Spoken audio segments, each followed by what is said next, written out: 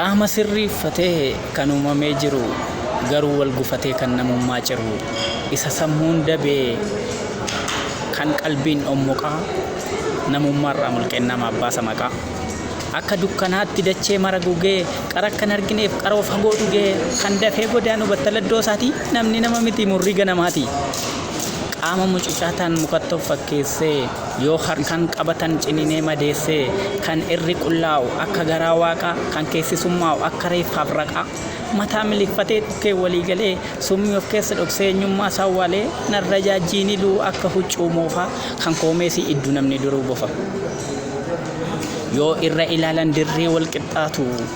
yoo keessa imalan riphee nama nyaatu aduusa qulqulluu samiin gadi xattu dacheen keessummeessu balaqqeessaan muddee ijaaf kan summeessu da'oo maraa ta'ee kan jiru hunda caalee roobii naachaaf jawwee qurxummiif kattaalee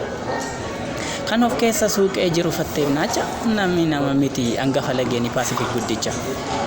dhidhima badiisaa kan bakkeen miidhagu irrisaa lalisaa iji keessan argu bareedina sobaa margaan of haguugee kan foon galaafatu dhiiga hedduu dhugee hammam yoo bareede du'aaf aariin dhabu nama jechuun kana hallayyaa gubbaansa marga gaarii qabu yaan suuqa ciisee kan dukkanaan luuxu halkan duukaa fiigee kan uumama tuutu soorattoo raqaati qixxee harraagessa naman jedhin namni waraabessa garuu immoo maafan hundaaf kenna maqaa gadheef fokkoo dhibbiyyoo gadhoomees gaariin jiraam tokko inni namaaf dhimmuu mataa isaan olitti isa sammuun dabaaf isa sammuun nagaa hunduu tokko miti wanti fufaa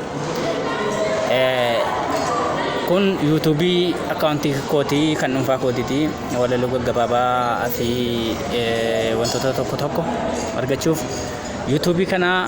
sabiskiraayib godhaa mallattoo bilbilaa fuula isaa dura jiru tuqaa hordofaa wal hordofnaa naa jiraadhaa.